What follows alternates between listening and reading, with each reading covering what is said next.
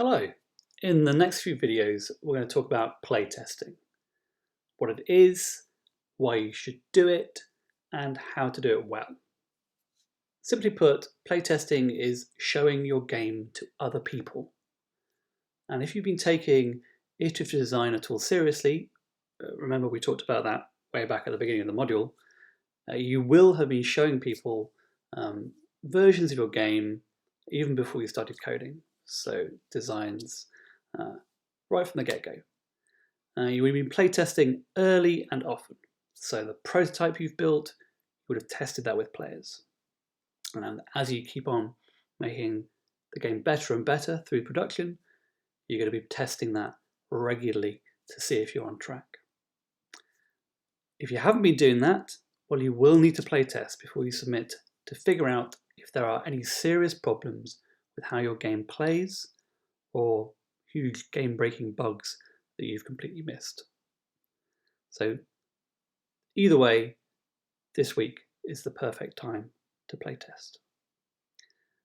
We do take the quality of the game into account when marking courseworks, and I should say that playtesting really is the surest way to improve that quality. So let's take a look at what we mean by playtesting.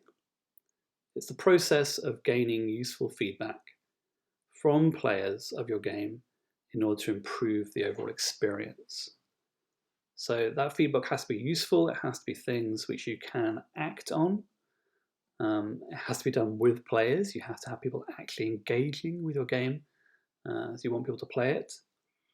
And the overall experience covers a lot of different factors, so let's look at some of those. Number one is probably, does it just function the way you intended? So you have certain mechanics implemented in your game, do they actually work the way you expect them to? And that's not always easy to tell as a developer of a game. It's only when you sit down with players that you see them actually testing those mechanics in situations which you've never seen before.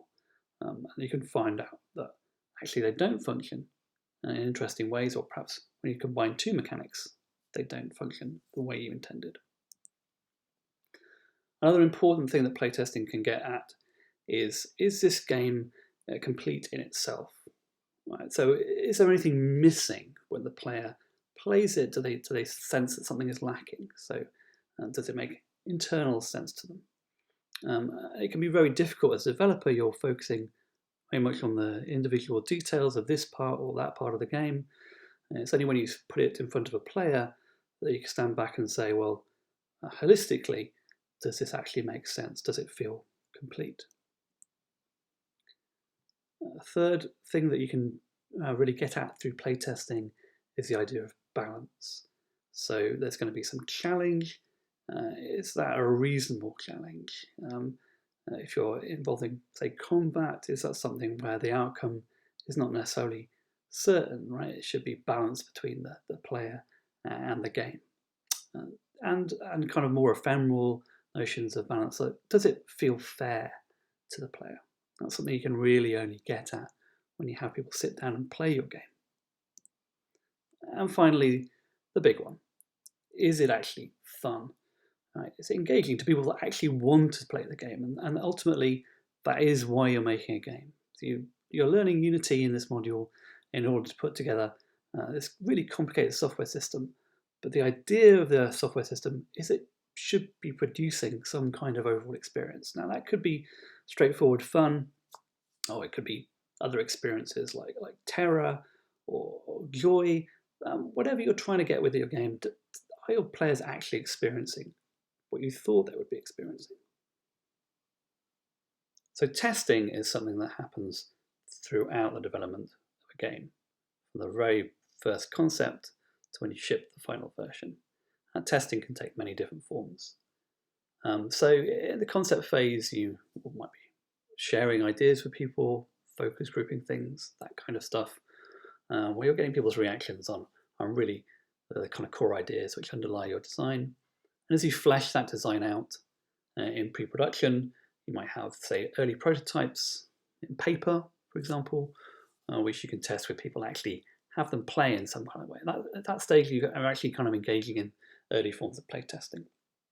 And as you're actually building the game, you're going to have kind of like increasingly sophisticated versions of your game on hand, digital prototypes, that kind of thing, that perhaps come out of pre-production initially through more sophisticated versions of your game. And as that digital version gets more and more sophisticated, you can play test it with kind of more and more rigor. And as you kind of eventually close off production and move into a kind of QA bug fixing kind of stage of development, you're still using playtesters in order to find those bugs. So playtesting happens throughout the game development life cycle, and it's something you can't start too early. As soon as you can playtest something, you should be playtesting it. So that's often a difficult point to come to.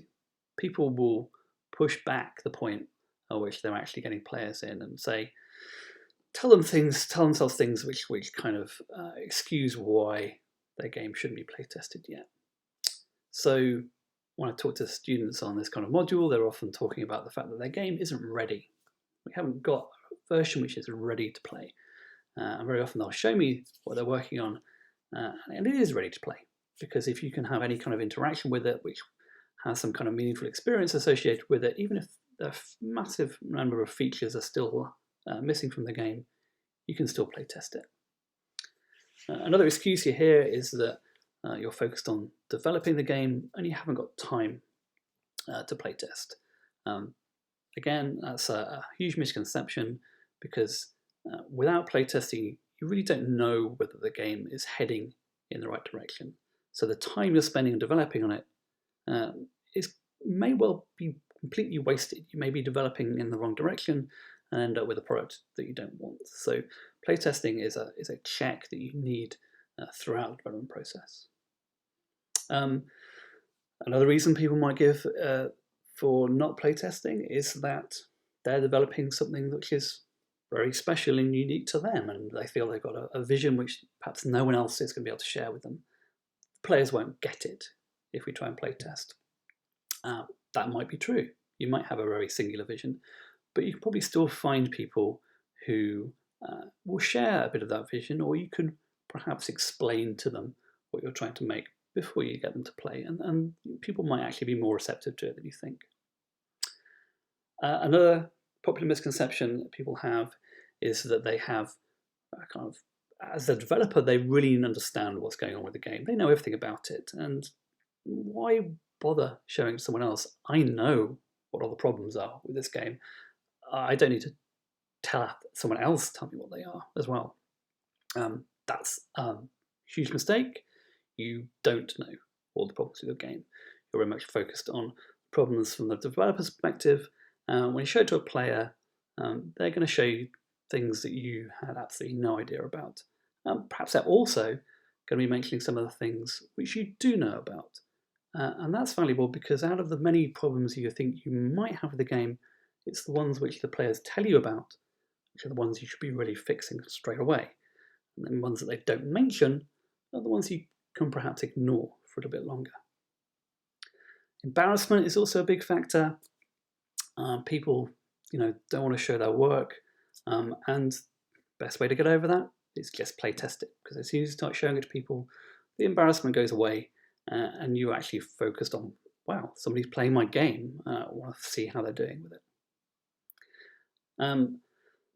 Sometimes groups might feel that they're on a very kind of set path. They know exactly what they want to build.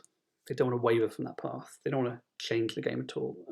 I'd say that's also a huge mistake, because you really are making this game for people to play, and so having a little bit of feedback, which perhaps doesn't completely change your path, but just adjusts it slightly, is still going to be a good thing.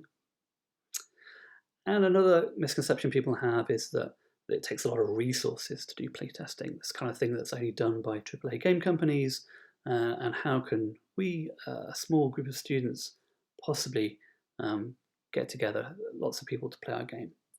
Well, you don't have to playtest big, you just have to playtest.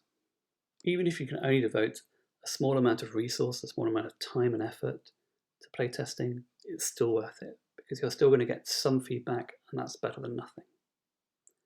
So the bottom line to all this is basically, don't believe all these misconceptions. Every game at any stage of development can be improved by playtesting. If you can play it in some way, then you can playtest it. Probably one of the most important aspects of playtesting is nothing about the details of how you actually go about it, but just the attitude which you do it with. You've got to come into this with a really positive attitude, and that's because, to be honest, playtesting can be quite a negative experience. You are asking people to sit down and play your game, and really what you want them to do is point out everything that they think is bad and terrible about it. If you're doing that because you want to see these things for what they are, and you want to address them.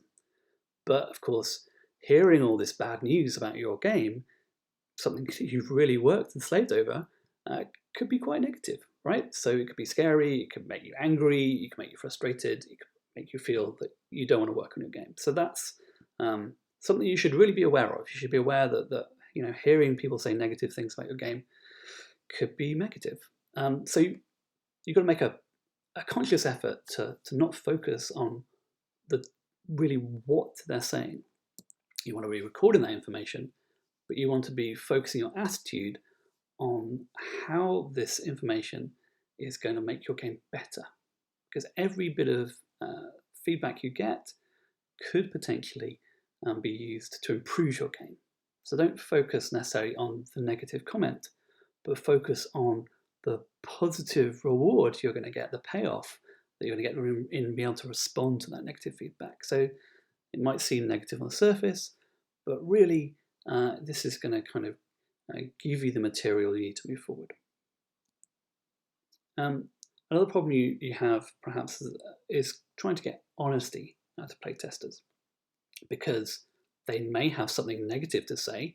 The common reaction from people is that they don't want to say that to you. They don't want to hurt your feelings, right? So that's a little barrier you have to overcome. You have to playtest in a way where you're demonstrating to them that you're positive about whatever they say, and you're not going to have your feelings hurt. So please be honest. So that kind of positive attitude is really well summed up by this quote from Jesse Schell, who wrote a very popular book called The Art of Game Design. So this is how he suggests you kind of phrase your approach to playtesters. He says, "I need your help. This game has some real problems, but we're not sure what they are.